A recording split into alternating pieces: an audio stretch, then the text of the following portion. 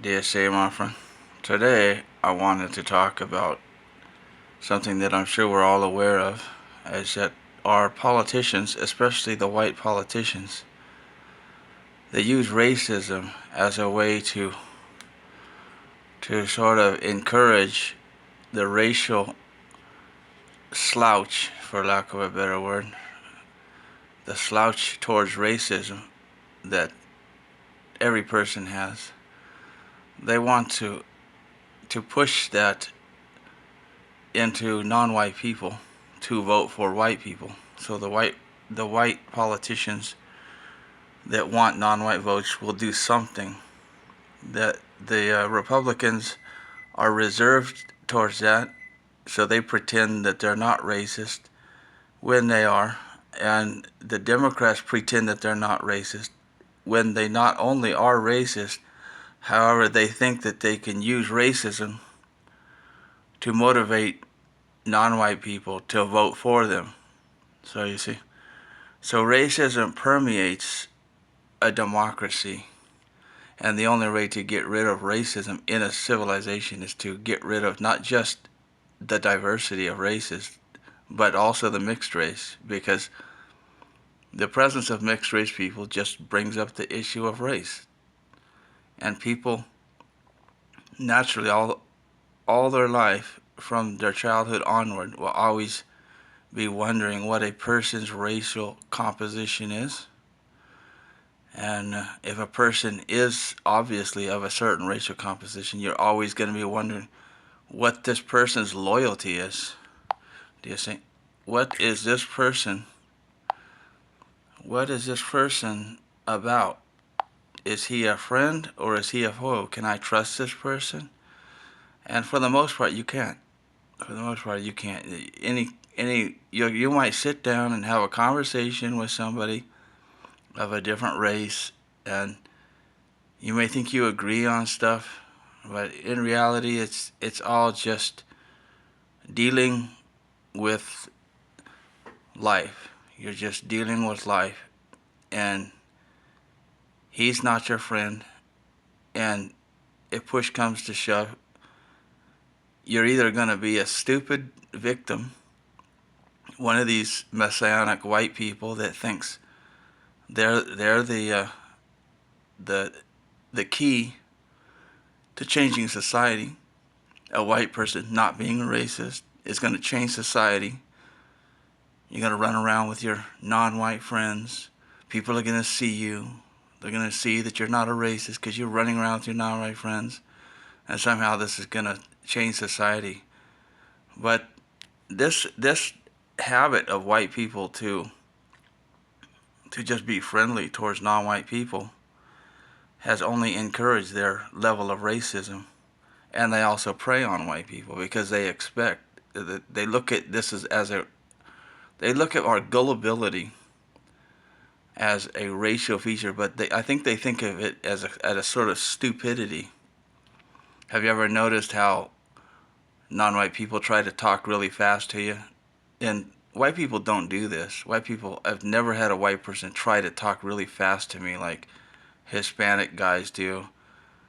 Just almost a level of hostility coming from them, as if they think I'm so fucking stupid because I'm being slow about everything. You know, I'm being laid back. I'm showing that I'm calm and comfortable around them, and they want to act like they're like one step ahead of me, running circles around me mentally. This kind of thing, and I don't really believe that it's possible for the races to get along. I don't think it's possible for racial relations to ever be good. I think they'll always be bad, and they'll just get worse, and only one race will exist in the end, because when the white race is destroyed, when they finally start destroying every time they see us, killing us, which is what's going to happen eventually, they will go after the mixed races too. Yeah, they'll go after them. They want to kill everything white, and this is because it's innate in them. The only people that are capable of not being racist and if there was reciprocity, the only people that could deal with that kind of reciprocity would be white people. Okay? The only other alternative that's kind of questionable, but it might have worked, is for everybody to be Christian. But I don't know. That's the only religion that I think actually truly is not a racist religion. I think all of the others are racist. I think Judaism is extremely racist. Islam is racist. It started out racist, and it's probably worse than Judaism, but they're just both so really racist and ugly and really stupid in light of the existence of Christianity, because the existence of Christianity put a what do you say? It put a form to the religion. It gave the religion meaning, whereas before it didn't have any meaning.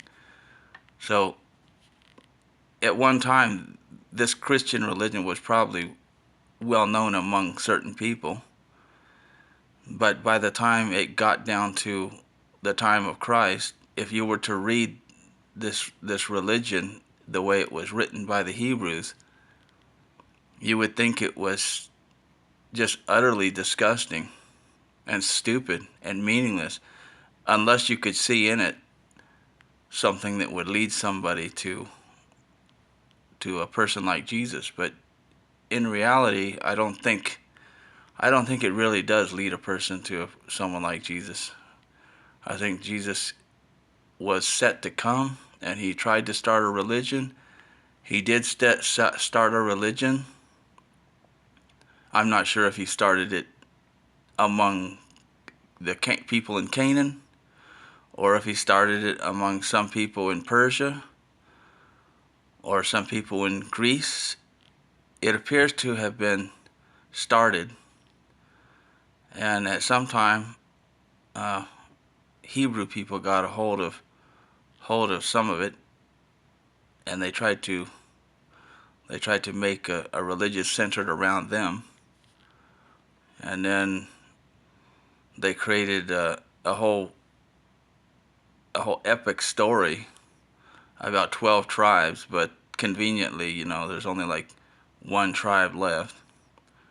The tribe of Judah becomes the only winner in it all, and it becomes incredible to even contemplate this idea that there's some kind of people among the Judeans that is special to the Creator. It makes no sense.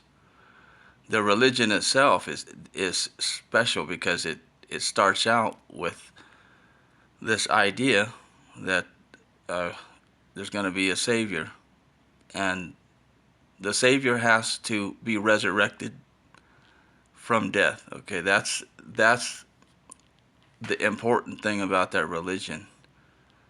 He has to be resurrected from death, which means that he has to die and he has to be resurrected. And that motif has been around, and it's been around in people before they say Abraham existed. It was around. So when the koshers talk about being the chosen people, or they talk about themselves as being the people that God gave promises to, we can see that these promises were already given to other people. We can see it. We can see that if you're talking about a people on earth that God gave these promises to, these people existed before Abraham. Who was Abraham's mother and father? The seed of Abraham's mother and father. Who was the seed of the people that ultimately gave birth to Abraham's mother and father? Is it the seed of Noah, my friend? Okay, so who's descended from Noah? It can't be a bunch of people. It can't be a bunch of different races. That's impossible. So you're right back to Robert Sepper and his concept of Atlantis. And I think that the concept of Atlantis has a truth to it that is ignored at our peril because we're not recognizing the origins of our religion and the origins of our biological existence on this planet and the reasons for why we are here putting up with what we're putting up with these people that clearly hate us, these koshers. They clearly hate us. There's one thing that can be said is that the koshers are liars and they hate us. They hate us with a passion. And there's only one reason why they should hate us, and Jesus told us why they hate us, because their father is Lucifer, the adversary. The father of them has asked them to do things. Jesus said that his bidding they will do, which means that he is actively communicating with the koshers, okay? And he said that when the koshers travel land and sea, they go among us. And really, the koshers only go among us. Did you notice that they travel land and sea is always to Europeans? It's always to us. It's their focus, their warfare, their archipelago of military bases is what koshers have among us. It's always hateful, and they're never going to be our friends. But yet we have this incredible stupidity about us to always attempt to unite with them in some stupid endeavor. And it started probably in the religious sense, it started with helping them murder Jesus. Yeah, the Romans murdered Jesus for them. And then they murdered Christians. I don't know that they murdered Christians for them, but they were clearly encouraging them to arrest the Christians, the ones that happened to be of the kosher tribe previously. At least that's how the story goes. So, as you can see, they push more than anything else racial diversity. Not because they like it. We can see clearly that they hate racial diversity. They hate anybody that's not Jewish. I don't even think that the Israelis, the ones that are Arab, really get along and like the European ones. I don't think they like them. I've seen that they like themselves as Jews. They like themselves. Oh yeah, they're into themselves, and they don't like the Palestinians. But they don't really get along as well as you might think with the European koshers, because the European koshers are the ones that have been among us for thousands of years. They've been insinuating themselves into our civilization and our gene pool, so they become even more dangerous. Everything about them is hateful and seeks our destruction, even though they are trying to live among us and get rich from us, from our work, and to control us through our governments. And yet we're stupid enough to just do things like Donald Trump has done. What has Donald Trump done? Well, he's given his blessing to his daughter to marry that ridiculous asshat, Kushner, or whatever his name is. And he's helped Israel out. And as soon as they stole the election, as soon as the election was stolen from Donald Trump, Bibi Netanyahu sent congratulations to the people that stole it. Okay, he knew it was stolen. Bibi Netanyahu knows that that election was rigged. And the first thing he did was glom on to the next president. The guy who everybody already knew at that time was brain dead. So, as you can see, diversity will ruin a democracy. A democracy cannot work in a racially diverse civilization. We're surrounded by people that hate us, and we're surrounded by people that Jesus said are the descendants of their father Lucifer, who go around and make each and every one of us that becomes a proselyte. I'm going to call those the Zionists, the Christian Zionists, twice the child of hell that they were before. They don't do us any good. And this is something that we need to always pay attention to, because we see the micro, the micro, what do I say, the micro evidence of this, the micro evidence of the same thing that the politicians are doing. You know, the politicians always pretending that they like other races just so that they can get them to vote for them for racist reasons. You know, a white person will want the Hispanic vote. He'll come out and he'll start his election campaign by speaking some Spanish. Or he'll start his election by saying how he loves immigration, how immigration is the backbone of America, all this nonsense that no reasonable person would ever think. You know, because we know that when we talk about the founding of America, it was full of immigrants, but they were from Europe. And Europeans can get along with each other, even though we speak different languages, even though we can sometimes recognize each other from different countries. We still get along because by and large we're the same race. Whereas allowing people of other races into your country is tantamount towards allowing the enemy to come into your base camp when you're at war with them. And so every day in life, when you're around in public and you're pretending to be friendly to a non-white person when you're really not, when you really give a sigh of relief when you're at home and you're not around diversity anymore, when the pressures of all the diversity around you in public are behind you for the day, you feel relieved. And then you go out the next day and you pretend like it doesn't bother you. And if somebody were to say something within earshot of a bunch of pooskins, you would say something totally different out loud in that situation than you would if you were at home talking to your brother or something. You know it. So just consider that this is something that we need to end.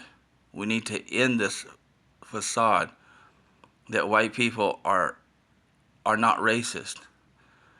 But we also need to end the facade that non-white people are not racist. They want something. Pretending that immigrants love immigration is like saying that people that are in prison love to get out of prison. If you opened up the prisons and said, do you think we should just let you out of prison right now? Give us a good reason. They'll all come up with reasons why we should just let them out of prison. There wouldn't be a single one of them that would say that wouldn't be a good idea. I'm against that. You know, so we let them come into our country, and then we use them as examples. And when somebody tries to kick them out, we call them racist, or a fascist, or a Nazi, or a white supremacist, or something like this. That's to get votes if you're a politician. And if you happen to be just in the presence of non-white people, you're going to say something so that they get at least some reaction out of you. If you can't ignore the subject altogether and pretend that you didn't hear about it or pretend that you didn't see it. But this is where you shouldn't put yourself in that position. You should stay away from them. Like Scott Adams said, just stay away from them, because there's nothing you can do to get them to like you. We are in a situation in the world in which we are allowing people that hate us so much, and for no real reason.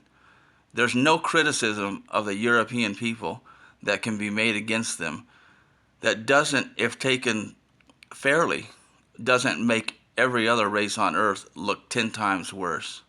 None of it. There's no criticism. It doesn't matter what subject you choose. Slavery, uh, imperialism, war, yeah, they are all worse than us. So any criticism they make of you is just an example of their hypocrisy and their hatred of us. You can tell black people all day long that slavery was in Africa, that Africans enslaved Africans, not white people. White people simply bought them from them. They actually bought them from the koshers. They don't care. They don't want to hear that. They'll keep pretending that they believe that we went down into Africa and enslaved people and put chains on them when we didn't. But they'll just keep saying that. Why? Because they want to pretend that that's what they believe so that they can be mean, so that they can be violent, so that they could have a reason to express their anger and rage and act out and pretend like they have some kind of heroic, some kind of heroic outburst of indignation towards the white people around them. That it wasn't just a murder. When some white guy says, "You're not supposed to be in this tent," and he goes and he takes a knife, the black guy goes and takes a knife, and then he says, "Okay, make me leave." And then when the guy does exactly what he asked him to do, he stabs him, and then he acts like he's the victim because he's black. Okay? And then all the black people that are sending him money, that's just evidence of how low IQ, idiotic, and evil the African people are. Okay? I don't know what percentage of them are even capable of being honest people, of being honest and good citizens or anything. I don't know how many of them would, but it's less than we can handle. Okay, that's what I know. You can't build a society with them in it in large quantities. They have to be extremely small quantities, and for the most part, they would have to be old. You know, they would have to be old people, small populations of old people. All the young ones should be gone. They should get out of here. We should force them out. No kids. You can't come here with kids. If they're older and they want to come and live someplace in the United States, as long as that population doesn't show itself to be just as criminal as the younger population, then I don't think anybody would object to that. But we're not there right now. Right now we don't have that kind of social cohesion that we can allow people to just live among us the way we're doing, because it's destroying the West. It is destroying us, and we can't just pretend that somehow this is a litmus test for who should be saved and go to heaven.